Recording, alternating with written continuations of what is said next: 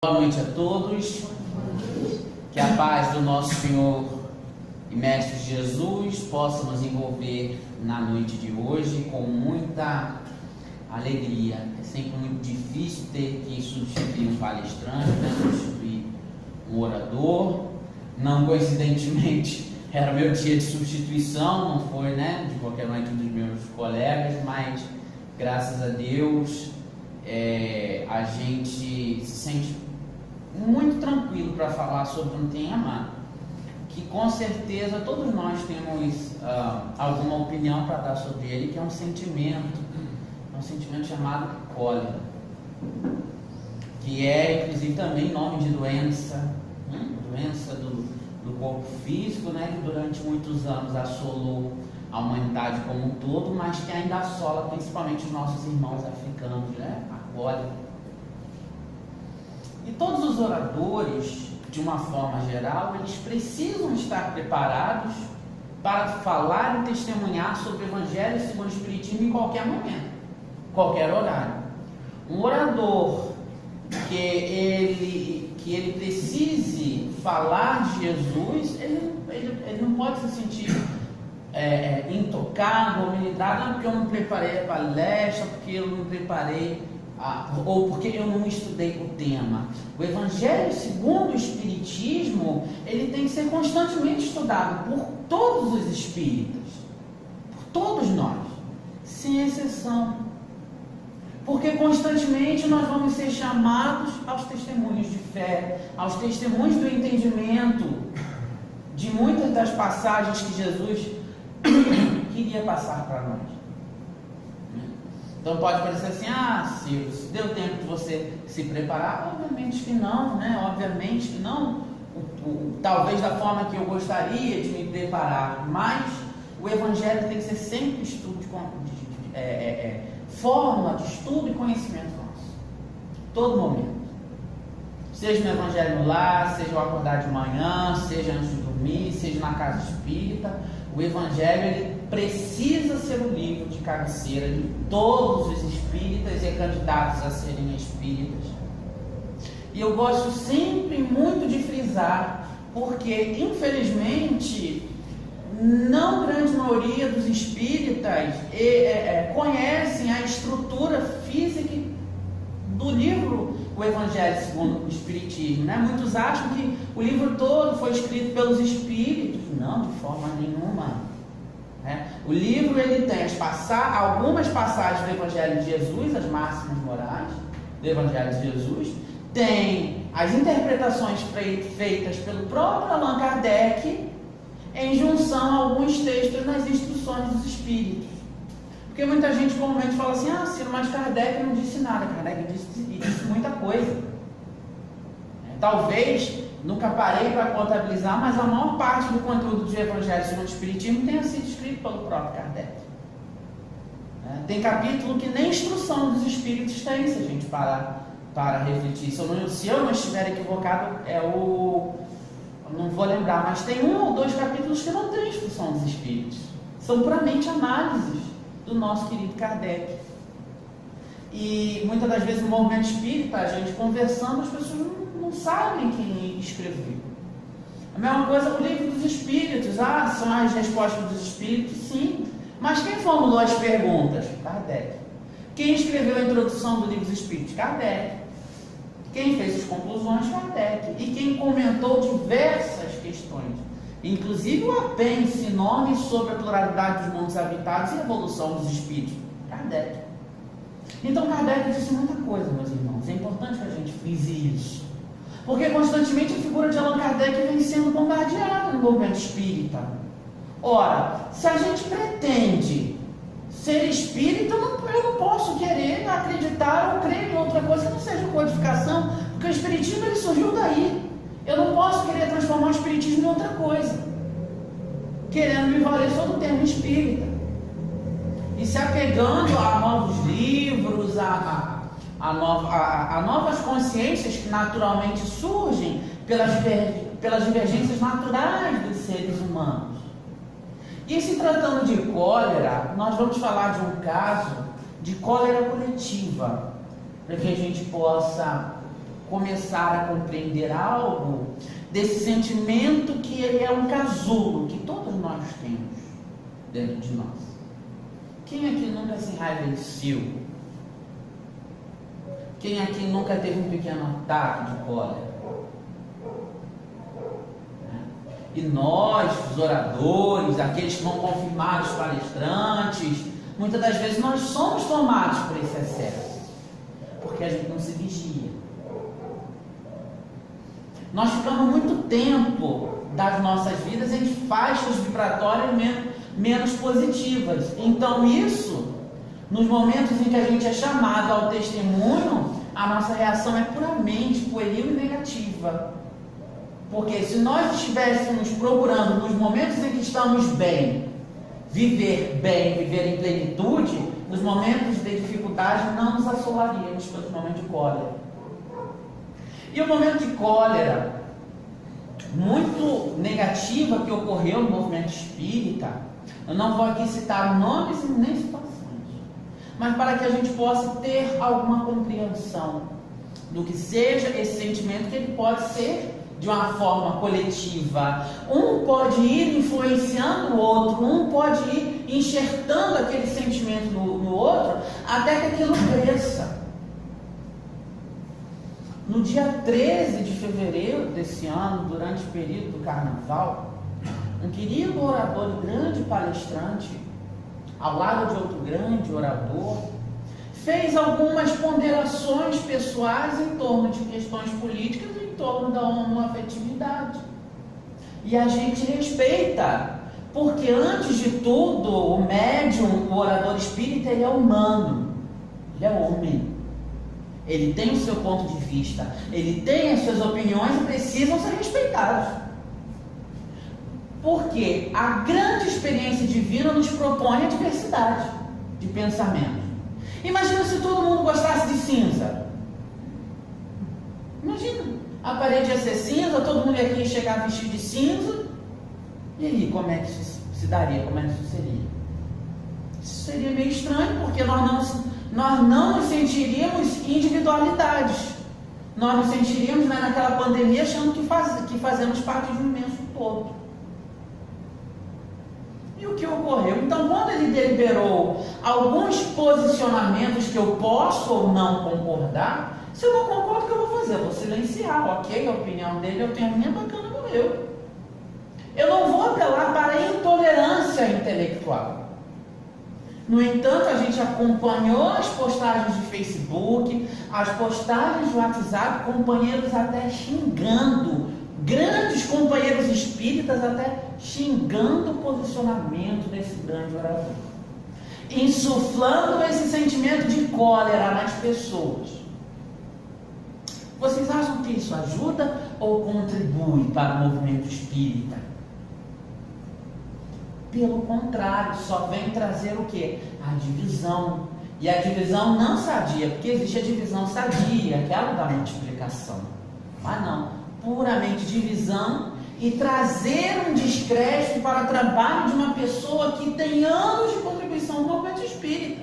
Parece que a gente estava assim na janela, torcendo para que ele desse errado. Quando ele diz alguma coisa meia dúbia, a gente vai tendo acessos de cólera, porque a gente ainda não se conhece.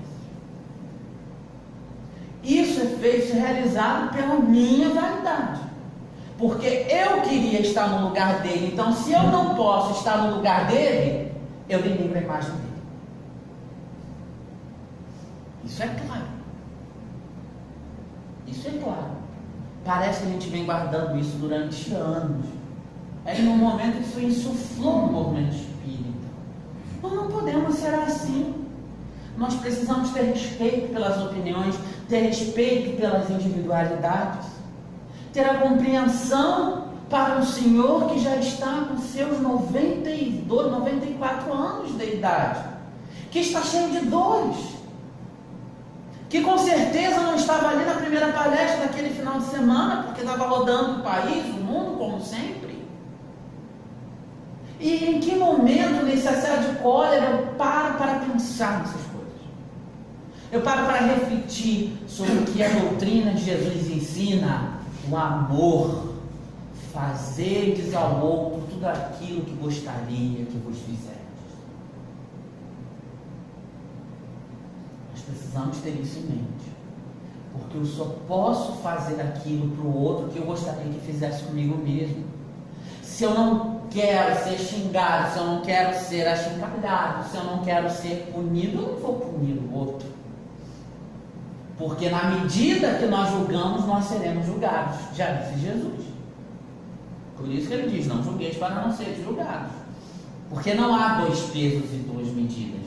A lei divina, ela é única. A lei divina, ela é universal e ela é para todos. E ela é para todos. É óbvio que como seres ainda de um mundo de provas e expiações, a gente tomba, é muito natural.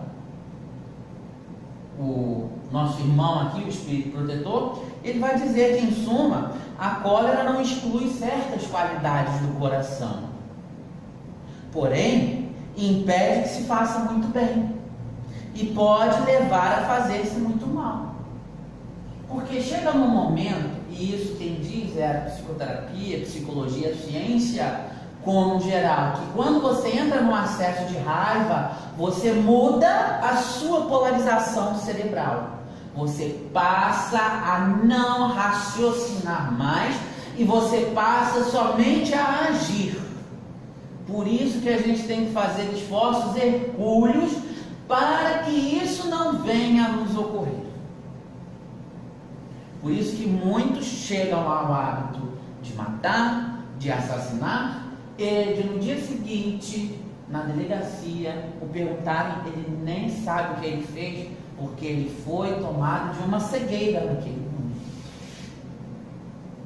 Naquele momento ele é envolvido por entidades menos felizes e menos veneradas, porque deu a passividade a esses irmãos. E nós somos tomados de assalto constantemente, porque a gente ainda é muito invigilante. Na fila de um banco, no trânsito. Gente, quem aqui dirige? Quantos acessos de cólera a gente tem no trânsito por dia? Uma fila de banco, qualquer outra fila, no trabalho, na repartição pública, quando vai numa prefeitura resolver alguma coisa. Será que a gente consegue resolver alguma coisa sem ter acesso de cólera? Vocês já tentaram ligar para uma central de telemarketing sem ter acesso de cólera? Será que a gente se preocupa em querer saber que o outro que está do outro lado, aquele quem a gente xinga, aquele a quem a gente provoca, ele está sendo pago para estar ali e que ele não é o dono da empresa, que muitas das vezes, 98% das vezes ele não tem culpa e ele não pode fazer além daquilo que a empresa o permite? Existia um senhor chamado Belarmino Bicas, nos conta nosso querido irmão X, no livro Cartas e Crônicas. Belarmino Bicas era um senhor espírita, presidente de casa espírita. Olha, ele era presidente de casa espírita, né? Como se o presidente, às vezes parece que o presidente da casa espírita está imune ao erro, né? O orador está imune ao erro, não. Todos nós somos humanos. E Belarmino, ele tinha constantes acessos de cólera. E ele, então, desencarna e chega no plano espiritual. Quando ele chega no plano espiritual, tem uma mesinha assim, mais ou menos parecida com essa. Belarmino senta aqui e aquele que, o recepcionista de Belarmino senta aqui. Senta aqui, Belarmino, vamos conversar. Estou resumindo a história. Vamos conversar, Belarmino. Opa, legal, cheguei para... Então, Belarmino, você voltou 20 anos antes que era para você ter ficado mais 20 anos na Terra. Você voltou 20 anos antes, Belarmino. Aí ele tomou um susto e falou, mas como? Como que eu retornei? Tanto tempo de préstimo pela doutrina espírita, tanto bem eu fiz. Como pode ter voltado 20 anos antes? Ele, pois é. Vamos ver? Vamos ver. Então, Belarmino, Estresses com os companheiros na casa espírita. Diminuiu-lhe tantos anos. Estresses na fila do supermercado porque estava demorando. Mais tantos anos. Na fila do banco. Mais tantos anos. Problemas familiares em que foi tomado pela cólera. Mais tantos anos. Com o filho. Mais tantos anos. E até com o cachorro da vizinha que você se encolerizava porque ele ia lá e fazia o xixi no seu muro, 6 meses. E juntando tudo, deu 20 anos. Isso só vem nos mostrar que a cólera e que a raiva vai nos conduzir, se a gente não perceber, a pequenos suicídios. Pequenos suicídios indiretos. E quando a gente chegar no plano espiritual, nós vamos precisar dar conta disso. Porque os cientistas, graças a Deus, já estão sendo intuídos para mostrar que os sentimentos ruins, que os sentimentos negativos estão gerando doenças. Está sendo gerando doença. Câncer, estresse, depressão. Descobri uma essa semana, labirintite nervosa, gente. Dando mais pesquisadas, até labirintite nervosa. São as pessoas que estão muito estressadas, muito ansiosas. Então, tudo aquilo de negativo gera doenças. E a gente não deseja ficar doente. Ninguém aqui gosta de ficar doente. Ninguém aqui gosta de ficar de cama. Ficar de cama é péssimo. Nos embarrera diversas coisas. Mas a gente ainda tem uma grande dificuldade de conviver. Porque nós ainda somos muito voltados para o eu. O egocentrismo. O ego é aquele meu ser forte, é aquele meu ser que se posiciona e eu quero que tudo seja em torno de mim. E com isso eu crio conflitos familiares de diversas espécies e de diversos gêneros. Seja com esposo, seja com filho, com filha. Ah, eu quero que o outro se lasque. Eu me importo comigo. Como a gente tem visto isso? Isso são cóleras que a gente tem. A cólera, ela é um cerne. Ela é uma prima rica da raiva. Você começa com a raiva e com o ódio. E a cólera é aquele ápice. É aquela coroação daquele ódio naquela raiva que vem sendo guardada e chega uma hora que você precisa extravasar. Chega uma hora que você precisa colocar para fora.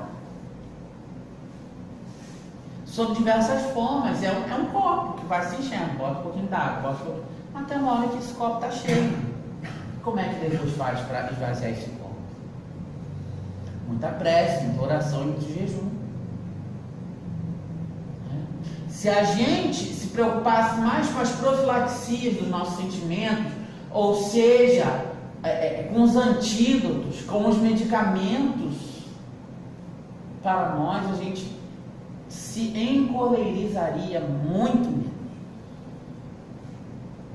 Selecionando que tipo de programa que assiste, o tipo de filme que assiste, quais os tipos de conversa que eu estou tendo, as pessoas que estão perto de mim. Porque se eu ainda não estou bem para conviver com pessoas em dificuldade, às vezes é melhor que eu não conviva. Tirando família. Família é prova e expiação, não tem jeito. Agora, há pessoas que infelizmente nos levam a determinados sentimentos. Mas como é que a gente também soluciona isso? Prece e oração. Um pouco de bom senso e água fluidificada não faz mal a ninguém. A gente precisa se centrar, nos colocar no centro, mas sem o ego. Falar assim, eu sou responsável por tudo aquilo que eu planto e por tudo aquilo que eu colho. Quando nós nos tornamos responsáveis, a começar a compreender que só cabe a mim fazer a minha felicidade, não ao outro, a gente vai mudar a nossa polarização, o nosso entendimento sobre as coisas. Existem exercícios meditativos espíritas maravilhosos que a gente pode fazer e realizar. Muitos. Faz uma leitura, que seja de uma frase de um livro da Joana de Ângeles, por exemplo. Medita, fica pensando sobre aquilo. Como que aquilo pode melhorar para você, como que aquilo pode transformar a tua vida. O Evangelho, segundo o Espiritismo. Né? Medita, pensa naquilo. Vai refletindo, vai pensando. Isso tem sido muito alvo de objeto de pesquisa nosso, porque todos nós temos dificuldades. O orador espírita, quando ele faz uma oratória, ele faz primeiro para ele, porque é o ouvido mais próximo. Então a gente precisa procurar ser mais tranquilos, ser mais serenos, porque quanto mais ataques de cólera eu tenho, mais eles aumentam, porque eu estou sempre entrando naquela faixa vibratória, o que vai me permitir é entrar no vício, e isso se torna um vício mental, e depois que se torna vício mental, para tirar um problema sério, porque virou vício, aí precisa de tratamento, psicoterapia. Há pessoas que você dá um bom dia e a pessoa te diz bom dia por quê? Nossa, no trabalho, chefe todo dia que chega estressado, ele precisa se tratar, precisa ver isso. Alguém que vem para a casa espírita, um dirigente, ele não pode estar aqui sob os auspícios da cólera. Ele tem que estar aqui sob os auspícios do amor, da caridade, da fraternidade.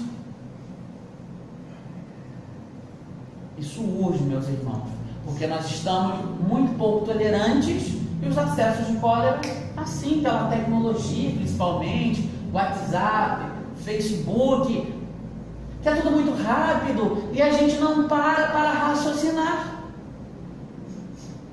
E a gente acaba transmutando isso para a nossa vida particular. A gente sai do virtual e traz para a nossa vida particular, na nossa casa, com o nosso filho, com a nossa filha, com o nosso esposo. Vamos parar um minuto para pensar quando foi o último ataque de cólera que nós tivemos. Por quê? Ninguém precisa responder. Será que a gente poderia ter evitado? O que vocês acham? Será que a gente poderia ter evitado o último ataque de cólera? A gente sempre pode evitar. Sempre. Sendo que é uma profilaxia, é uma prevenção. Não adianta no momento da raiva. Você tem que tentar, obviamente, porque chegou no ápice. Parar, fazer uma oração, fazer uma prece. Mas é mais fácil da gente exercitar nos momentos em que estamos melhores. Porque esses momentos de cólera vão demorar mais para chegar. Porque você está sempre procurando ficar em faixas melhores de vibração. Daí eles não chegam. Como que vocês acham que o Chico Xavier ele fazia quando a companheira ali solta uma cusparada no rosto, ele já estava ali há tantas horas trabalhando e psicografando, e emitiu uma psicografia do filho dessa querida, mas que ela não admite ele dar uma cusparada no rosto. Se fôssemos qualquer um de nós, o que é que nós faríamos? Precisa pensar sobre isso. Então, o Espírito Protetor, que é o primeiro texto, são dois textos. É o texto do Espírito Protetor na cidade de Bordeaux, em 1863, e é o do nosso querido Hahnemann, na cidade de Paris, também, no ano de 1863. Foram dois textos que Kardec juntou para tentar nos passar algo dessa cólera, nessa justificativa. Então, o primeiro texto, o companheiro introduz o seguinte: que o orgulho vos leva a vos julgardes mais do que sois. A gente sempre acha que a gente é mais. A gente nunca acha que a gente é menos. Vocês querem ver uma coisa? Quem é que acha que não tenha bom senso, levanta a mão. Bom senso é uma coisa que todo mundo acha que tem. Ninguém acha que não tem bom senso. Isso é um problema. Isso é um problema. Porque, como eu acho que eu tenho bom senso, eu nunca vou achar que eu estou errado. Porque eu tenho bom senso. Isso é muito interessante quando a gente para pensar nisso. Ninguém acha que não tem bom senso. Todo mundo acha que tem bom senso. E isso é o grande motivo de divergência entre nós, espíritas, no movimento espírita, em casa, entre a família. A gente dificilmente admite que estamos errados. Certa feita me fizeram uma pergunta e vou compartilhar com vocês. Me perguntaram assim: Ciro, o que é melhor? Ter razão ou ser feliz? O que é melhor? Ser feliz. Ser feliz. Porque a gente quer sempre impor os nossos motivos. Sempre. A gente quer sempre ter razão em tudo. E de fato, às vezes a gente tem. Mas pelo orgulho, a gente não dá um passo para trás. A verdade, ela sempre se mostrará com o tempo. A verdade, ela é revelada. Com o tempo ela se mostra. E por isso hoje, grande quantidade de casais estão se separando. A separação, né, o divórcio, o desquite estão banalizados. Porque ninguém quer ceder mais. Ninguém cede. A gente só quer cobrar. A gente só quer cobrar. A não aceitar uma comparação que vos possa rebaixar. Ninguém gosta de ficar por baixo, né? Todo mundo gosta de ficar por cima. Como diz na gíria popular, por cima da carne seca, né?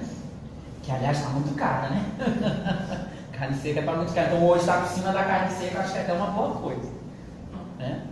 Mas ninguém gosta de ficar por baixo. Quando eu digo assim, não vou me rebaixar. Você já se rebaixou só o fato de você ter falado isso.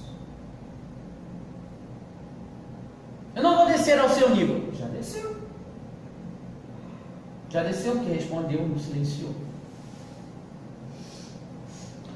E a vos considerardes, ao contrário, de tal maneira acima de vossos irmãos, seja na finura de espírito, seja no tocante à posição social, seja ainda em relação às vantagens pessoais, que o menor paralelo vos irrita e vos fere. Às vezes a gente se irrita com tudo. Eu me irrito porque eu não tenho uma televisão de 40 polegadas, eu só tenho de 32. Eu me irrito porque meu vizinho tem um móvel assim, eu não tenho. Eu me irrito porque o meu vizinho comprou o carro do ano e o meu do ano passado. Isso me traz amargor. Isso vai me trazer agrúrias, negatividades. Porque a gente projeta a nossa felicidade no externo, não projetamos a nossa felicidade no interno. Mas eu estou triste porque meu marido é assim. Mas eu estou triste porque meu filho é assim. E você? Como você é? Como nós somos? O que a gente está fazendo para melhorar?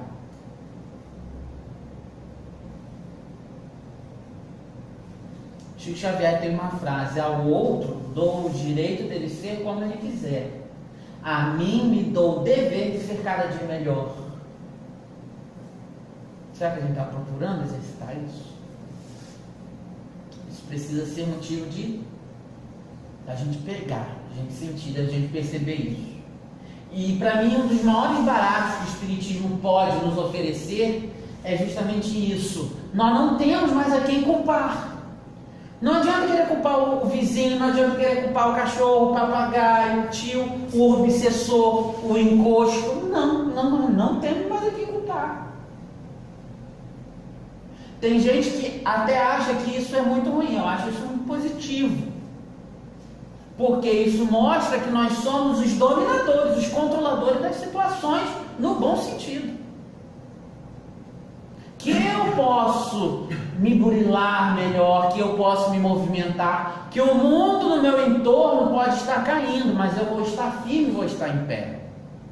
Não é estar soberbo perante a situação dos outros, mas é eu conservar a minha integridade física, moral e espiritual e psíquica. É difícil? Muito. Não estou dizendo aqui que é fácil. Procurai a origem desses acessos de demência passageira. Olha como o Espírito Protetor vai chamar demência passageira, porque é uma demência, é uma loucura. Ficamos fora de si, perdemos as estribeiras. O que gera isso? O que nos move? Sabe? A gente tem dificuldade de pensar o que me move. O que me move, Gisele? O que me move? Qual o sentimento que me move? Por quê? Existe um ditado popular que diz assim: de boas intenções o inferno está cheio. E realmente é uma verdade. Porque eu posso praticar atos que têm a aparência boa, mas a minha intenção preponderante não era boa. Por isso que Cristo diz: não saibais a vossa mão esquerda que a direita fez. Porque às vezes a gente vai realizar as coisas que são aparentemente boas, mas esperando retorno, esperando ser enxergado pelo outro, esperando receber bonusória, esperando estar com um pedacinho comprado no nosso lar. A gente não gosta de fazer nada de graça, porque simplesmente ser bom é o correto. A gente ainda tem muita dificuldade com isso. Por isso que a gente se entristece, se encoleriza muito, porque nunca nada está a nosso contento. E a gente tem que parar para pensar que fomos nós que geramos essas situações. Poderíamos ter feito diferente, mas não fizemos. Que vos assemelham aos brutos. Então ele vai dizer que esses acessos de demência passageira vão nos assemelhar aos brutos, fazendo-vos perder o sangue frio e a razão. Quem tem sangue frio mesmo, que a gente costuma dizer? As baratas, né? A gente fala assim: eu não tenho sangue de barata. Às vezes é melhor ter. Tá aqui, ó. Perco o sangue frio e a razão.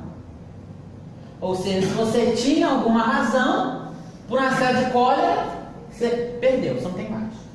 Acabou a razão. Porque o que te movia não era a razão, era outra coisa. O que nos move é outra coisa, não é aquele motivo da razão. Tem outra coisa por trás ali nos movendo. Procurai-a e encontrareis quase sempre por base o orgulho ferido. Ah, quem gosta de ter orgulho ferido? Eu não gosto de ser contrariado. Quem aqui gosta de ser contrariado? Ninguém gosta de ser contrariado. Quem aqui gosta? Ninguém gosta de ser contrariado. Ninguém gosta de ouvir um não. Se alguém diz um não tórrido pra gente, como é que a gente reage? Não. E o outro tem o direito de dizer não. Eu aqui não posso deixar me abalar por aquilo. Tudo bem. Ok, eu vou do mesmo jeito. Eu vou fazer do mesmo jeito. E conservar a nossa integridade física e moral e psíquica. Não é acaso o orgulho ferido por uma contradita que vos faz repelir as observações justas e rejeitar encolerizados os mais sábios conselhos? Aí pronto, o orgulho feriu, a gente já perdeu tudo, perdeu estribeira, perdeu capacidade de raciocínio, de meditação, já perdeu meu orgulho. Até mesmo a impaciência causadas pelas contrariedades, em geral pueris, decorre da importância atribuída à personalidade perante a qual julgais que todo deve curvar-se. E a gente diz assim: ah, fulano tem uma personalidade forte. Quem é que não tem uma personalidade forte? Quem é que não tem? Todos nós temos personalidade forte. Ninguém quer ter uma personalidade mais fraca. Alguém conhece aqui alguém que já falou: não, eu gosto de ter aquela personalidadezinha fraca, aquela lá no cantinho, quietinho. Não, a gente quer sempre impor. Às vezes quando tem alguém, né, que se impõe mais do que a gente silencia, mas aí quando a gente está com alguém menos do que nós, aí a gente se impõe. Então, em geral, todos nós temos personalidade forte. Alguém que acha que tem personalidade fraca é que nem bom senso.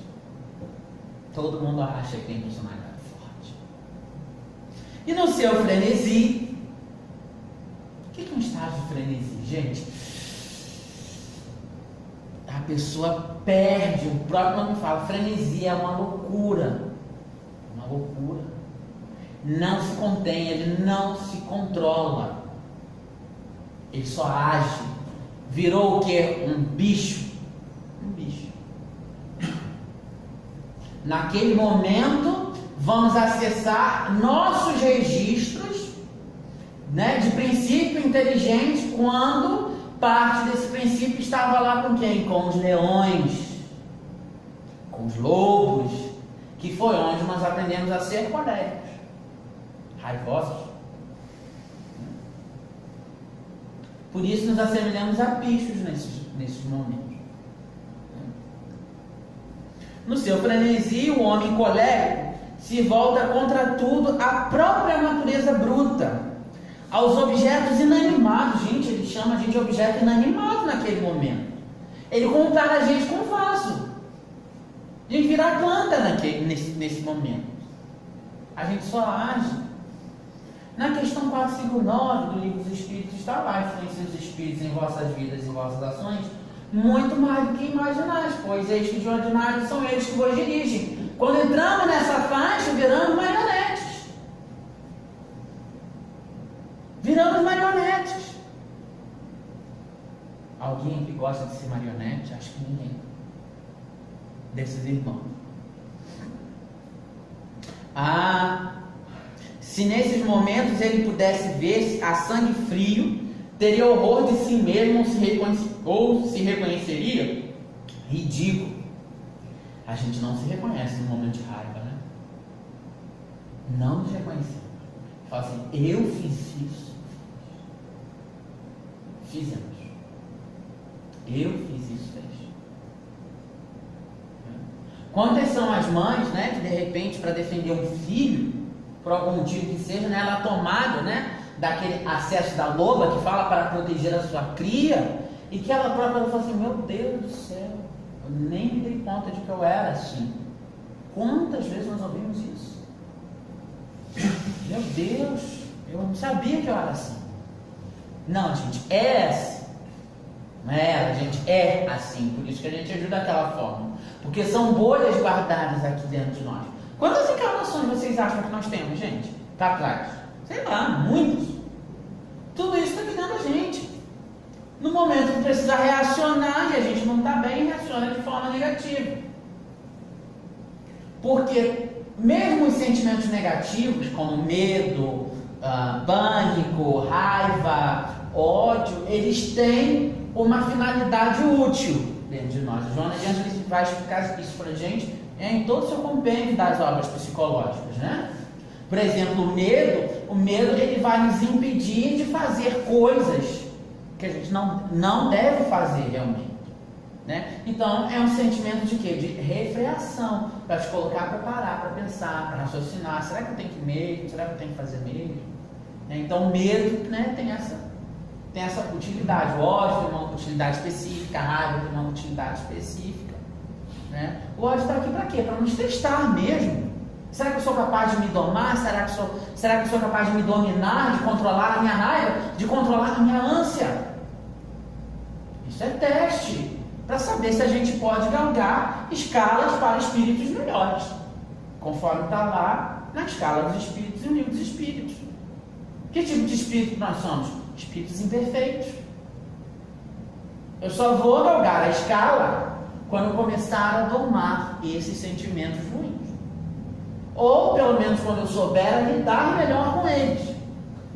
De uma forma tranquila. Poxa, eu estou com raiva de fulano, mas olha só, eu vou orar, vou pedir para Deus, pelo Senhor Jesus Cristo, por mim, por ele. Olha só a diferença. Poxa, eu fiquei triste com fulano, fica triste com alguém. Fiquei triste com fulano, fiquei, mas vou procurar tirar de dentro de mim essa tristeza, essa mágoa, essa angústia. Por quê? muitas das vezes eu quero dar o copo de veneno para o outro, aquele mesmo que eu já estou tomando. Daí ele prossegue, né? Que julgue por isso a impressão que deve causar aos outros, ao menos pelo respeito a si mesmo, deveria esforçar-se, pois, para vencer essa tendência que o torna digno de piedade. Ninguém aqui gosta de ser digno de piedade, né? Se pudesse pensar que a cólera nada resolve, que lhe altera a saúde. A Organização Mundial de Saúde diz para nós que no mundo nós já temos 1/4 da população mundial sob estágios de depressão, 25% da população mundial. Os casos de a doença do alemão, gente, me ajuda. O Alzheimer tem aumentado assustadoramente por causa dos ataques de raiva e cólera. Não há mais que duvidar disso. Os transtornos de ansiedade, os transtornos de pânico, os transtornos obsessivos compulsivos, o déficit da atenção, né? Todos esses são causados pela nossa invigilância. Não vamos deixar para amanhã não, vamos começar hoje, gente, a nos melhorar. É óbvio que em todo processo de melhora há as quedas, né? Quando a gente toma um remédio para a nossa saúde, não tem lá contraindicações, reações adversas, está lá, né? Então, muito provavelmente, durante esse processo, você tanto reter isso, vai aparecer outras coisas que você não sabia que tinha, porque essa energia negativa, ela vai sempre tentar escoar de uma outra forma. Você começa a lidar com ela de um jeito, você venceu aqui, ela começa a escoar de outro jeito, para você aprender a domar ela de outro jeito. Até que vai chegar um ponto que você vai conseguir matar isso dentro de você. Só que não é nenhuma encarnação, né? Por isso que a gente volta. Volta, revolta, volta, revolta, volta e vem de novo. Ah, Ciro, mas isso aqui eu não consigo não. Isso aqui eu vou deixar para a próxima encarnação. Às vezes você já falou isso no anterior, e continua dizendo que vai deixar para a próxima. Gente, o momento é agora, o momento hoje. A gente se levantar e dar um grito de guerra mesmo e falar, eu preciso mudar, preciso me modificar como ser humano. Né? Ser mais tolerante com o outro, ser mais parcimônio, ter mais parcimônia dentro de nós, mais tolerância. Se pudesse pensar que a cólera nada resolve, que lhe altera a saúde, compromete sua própria vida, veria que é ele mesmo a deter. Aliás, veria que é ele mesmo a sua primeira vítima. Mas ainda há outra consideração que o deveria deter: o pensamento de que torna infelizes todos os que o cercam. Isso vai tornar infeliz o outro que está do seu lado, por essa cólera. Se tem coração, não sentirá remorsos por sofrer as criaturas que mais ama? A gente não sofre remorso depois de um ataque de cólera? Meu Deus, como é que eu fui fazer isso? Porque a gente entra no eixo de ter começado a raciocinar. E que mágoa mortal não sentirá se no acesso de arrebatamento cometesse um ato que teria de recriminar-se por toda a vida? Que aí são os casos que nós falamos, de chegar até mesmo a matar o outro, né? De aniquilar a vida do outro. E às vezes o outro que você ama mesmo. Que você ama, que você gosta. Ou mesmo de tirar a sua própria vida, o autoextermínio, pelo ataque da cólera.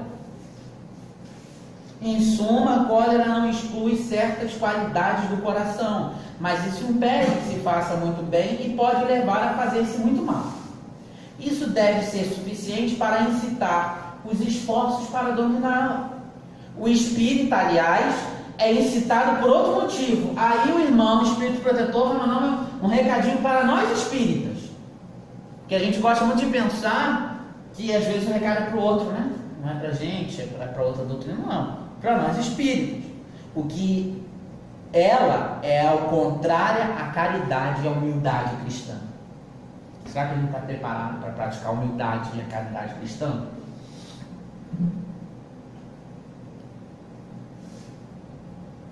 gente precisa vencer isso, meus irmãos.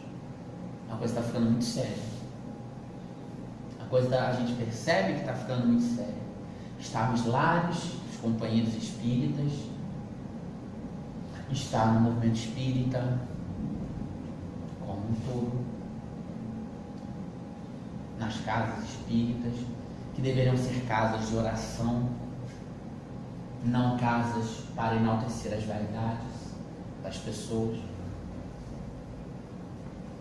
É óbvio que tudo isso tem uma utilidade prática, meus irmãos. Tudo isso vai passar. Vai passar. Tudo passa. Emmanuel já dizia, tudo passa. Agora, quando passar, se nós temos a intenção de permanecermos juntos, de estarmos aqui, eu tenho que procurar fazer por mim. Não é fácil, não.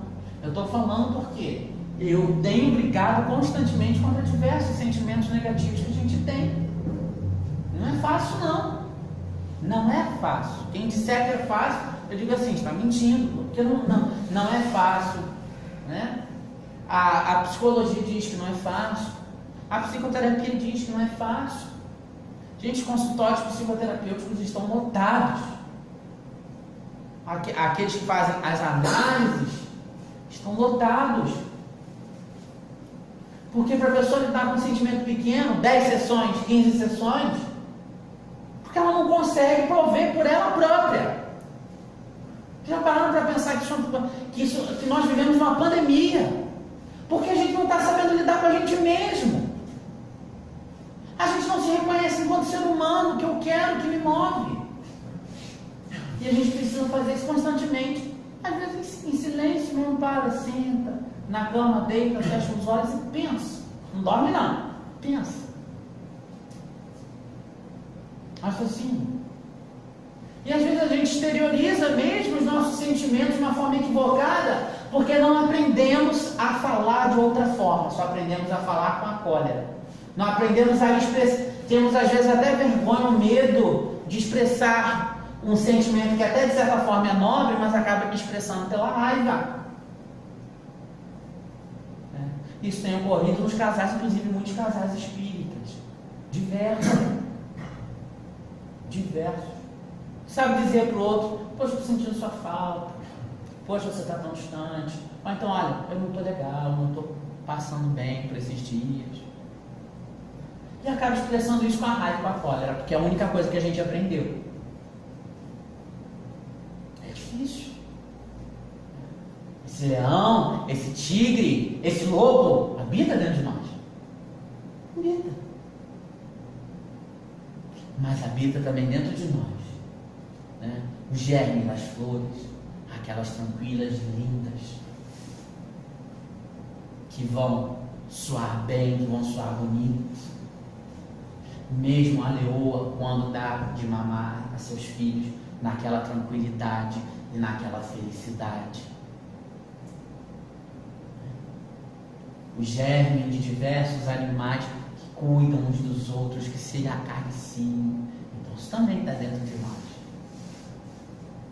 Não é só a raiva do leão e do lobo, a cólera do lobo, do leão, não. Os sentimentos bons também habitam dentro de nós. Basta que a gente queira se conectar com eles. E concluindo, aqui no texto do Hahnemann, então, ele vai ponderar, e eu marquei aqui o último parágrafo, que eu acho assim muito bacana para a gente encerrar o estudo da noite. Ele vai dizer o seguinte: o corpo não dá impulsos de cólera a quem não os tem. Por isso que a gente falou das profilaxias, de tomar conta dia a dia, porque aos poucos a gente vai matando isso dentro da gente. Então olha só, essa do banco já dá para eu começar a evitar? Dá. Essa do trânsito já dá para eu começar a evitar? Dá. Então se a gente começar a matar as pequenas, antes de ligar para um atendente de telemarketing, faz uma prece antes.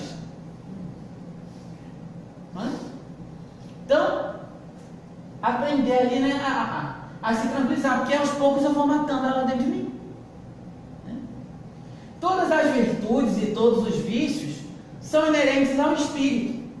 Sem isso, onde estaria o mérito e a responsabilidade? O homem que é deformado não pode tornar-se direito, porque o espírito nada tem com isso, mas pode modificar o que se relaciona com o espírito quando dispõe de uma vontade firme. O que é que falta para sermos bons mesmo, como está lá no livro dos Espíritos, Rogério? Ó, já responderam, Rogério. Quem falou vontade aqui? Gisele. Nota 10, Gisele. Oi? Então, falta vontade pra gente. Dispõe de uma vontade firme. Não, olha só, eu tropecei, mas eu vou continuar. Eu vou continuar me esforçando. A experiência não vos prova espíritas até onde pode ir o poder da vontade pelas transformações verdadeiramente miraculosas que se operam aos vossos olhos? Então olha o esforço, olha a vontade de querer que tudo dê certo.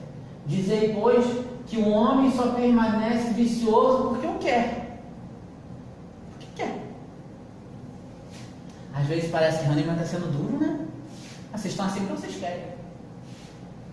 Mas é a pura verdade. Conhecereis a verdade, ela vos libertará. Mas que aquele que deseja corrigir-se sempre o pode fazer. De outra maneira, a lei do progresso não existiria para o homem. Então a gente sempre pode fazer.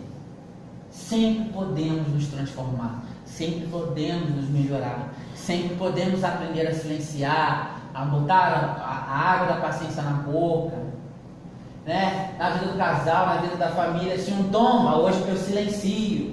Mas se hoje eu tomo, o outro silencia. A gente precisa fazer isso. Porque quando a gente entra nesse eixo e a gente se entrelaça, nós vamos nos tornar naquele feixe de vaso, né? Todos juntos, que quando tentam quebrar não se quebra. É um exercício? É um exercício. Com o tempo a gente vai tombar, vai cair, vai ter acesso de raiva, de cólera, vai. Mas quando a gente, pelo menos, já se preocupa em querer se modificar de verdade, já é um grande passo para manter essa vontade, para manter esse pensamento retilíneo. Então a gente precisa ter vontade. E não pensar somente na fuga, porque às vezes a gente quer fugir do problema. Fugir do problema não é solução, o problema vai continuar ali. Eu vou continuar do mesmo jeito. Será que amanhã, se eu não tiver com outra pessoa, se eu não tiver com netos, né? Porque eu fazia com os filhos, será que eu também não vou fazer com os netos, com os sobrinhos? Às vezes eu simplesmente quero fugir, mas fugir não é a solução. A pessoa que é muito ciumenta, se ela trocar de esposa, será que ela não vai continuar sendo ciumenta? O que é que está dentro dela? É um pai que é muito egoísta com o filho, será que ele não vai ser com o outro também? Então simplesmente não posso querer apagar, não posso querer fugir. Nós precisamos ser espíritas e lidar cara a cara com o problema e dizer assim, eu posso. Jesus disse, meus irmãos, vós sois deuses. Vocês têm noção da grandeza que é isso? Dizer que nós somos deuses. Óbvio que ele não estava dizendo que a gente ia ser perfeito de uma hora para outra, mas ele estava dizendo assim, Jesus, meu irmão, minha irmã, vai cair? Vai, mas manter o pensamento firme e não querer fazer de novo. E não querer continuar, e manter esse propósito. Quando você menos perceber, você vai falar assim, passou. Porque tudo passa. Tudo passa. E vamos continuar conservando a nossa fé em Jesus, de que tudo vai passar, de que é um momento necessário de transição no planeta, no nosso estado, né? No nosso país.